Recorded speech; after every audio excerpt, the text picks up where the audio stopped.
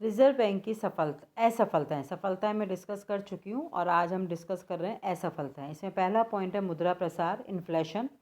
Reserve bank पर यह आरोप है कि वह देश में मुद्रा प्रसार रोकने में सफल नहीं हो पाया। इसके फलस्वरूप देश में वस्तुओं के मूल्य में लगातार वृद्धि हो रही है। इससे मुद्रा के मूल्य में गिरावट आई है। सामान्य जनजीवन अस्त व्यस्त हो गया है। उपभोक्ताओं के सामान्य जीवन यापन में कठिनाई आई है। निर्यात कम हो गए हैं। विदेशी विनिमय का संकट, वस्तुओं का अभाव, संग्रहण की प्रवृत्ति, काले धन की समस्या सभी इसी से जुड़ी हुई है।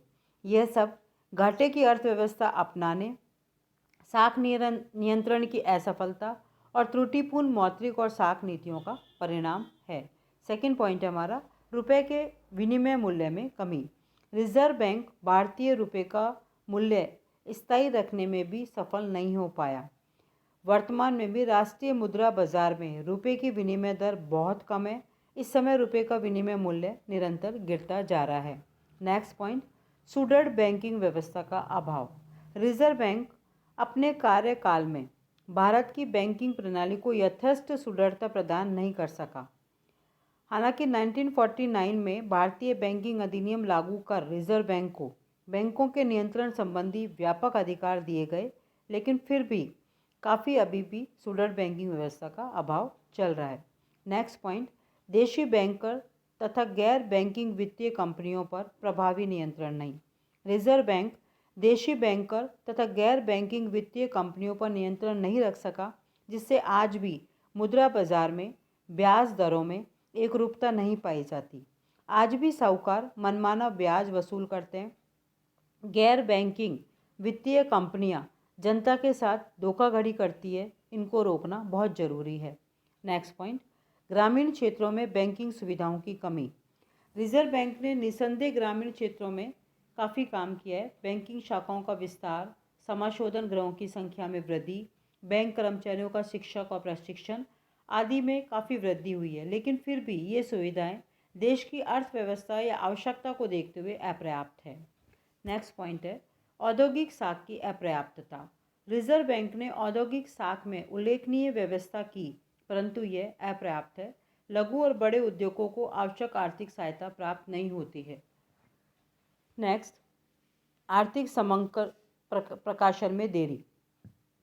रिजर्व बैंक द्वारा रिजर्व बैंक बुलेटिन में मुद्रा, मूल्य, वित्त आदि संबंधी अनेक प्रकार के अंक समय पर प्रकाशित नहीं किए जाते, जिससे अपेक्षित लाभ नहीं उठाए जा सकते। नेक्स्ट पॉइंट, विकसित बिल बाजार का अभाव। रिजर्व बैंक देश में एक सुसंगठित, विकसित तथा व्यापक बिल बाजार की स्थापना करने में पूर्ण सफल नहीं हो पाया। नेक्स्ट पॉइंट, रिजर्व बैंक और स्वर्ण कोष। रिजर्व बैंक देश के स्वर्ण कोषों का संरक्षण करने में भी विफल रहा है। स्वर्ण की नीलामी तथा स्वर्ण भंडारों को विदेशों में गिरवी रखने से देश में न केवल बहुमूल्य स्वर्ण कोषों में कमी आई है, बल्कि जनता के विश्वास और अंतर्राष्ट्रीय प्रतिष्ठा में भी कमी आई है। इसको यथावत बनाए रखने हेतु रिजर्व बैंक ने 1978 में पहली बार स्वर्ण की नीलामी की और दूसरी बार स्वर्ण का विक्रय किया, किंतु फिर भी रिजर्व बैंक मूल्य वृद्धि को रोकने, विदेशी विनिमय के घाटे को पूरा करने और विदेशी मौद्रिक संस्थाओं से ऋण प्राप्त करने में नाकामयाब रहा है। नेक्स्ट पॉइंट, अपर्याप्त बैंकिंग सुविधाएं। रिजर्व बैंक की स्थापना को काफ़ी समय गुजर गया है, किंतु आज भी देश में बैंकिंग सुविधाओं का संतुलित विकास करने में असफल रहा है। नेक्स्ट, ब्याज दरों की असमानता।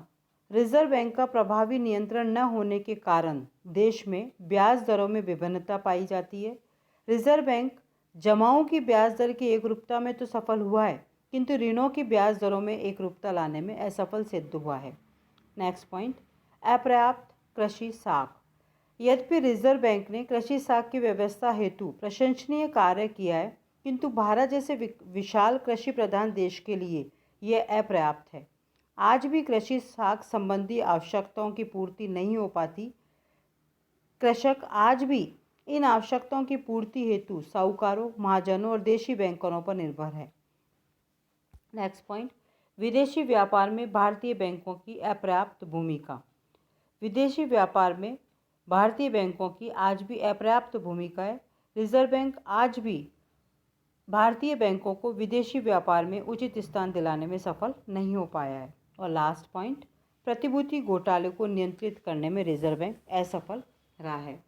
उपरोक्त विवरण से स्पष्ट है कि रिजर्व बैंक की अर्थव्यवस्था, मौद्रिक नियंत्रण, मुद्रास्फीति, बैंकों के अवांछित कार्यकलाप, विदेशी बैंकों पर नियंत्रण, संग्रहण की प्रवृत्ति, जमाखोरी, काले धन की समस्या, कृषि एवं औद्योगिक वित्त, बहुमूल्य कोषों के संरक्षण इत्यादि पर प्रभावी नियंत्रण स्थापित करने में आंशिक रूप से ही सफल हुआ है। इस प्रकार ये रिजर्व बैंक वाला पूरा चैप्टर मैंने क्लियर किया है आपको कि रिजर्व बैंक में हमें क्या क्या ध्यान रखना है और कैसे कैसे पढ़ना है।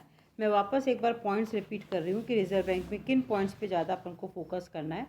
पहला पॉइंट, रिजर्व बैंक की स्थापना। नेक्स्ट, रिजर्व बैंक के स्थापना के उद्देश्य और कारण।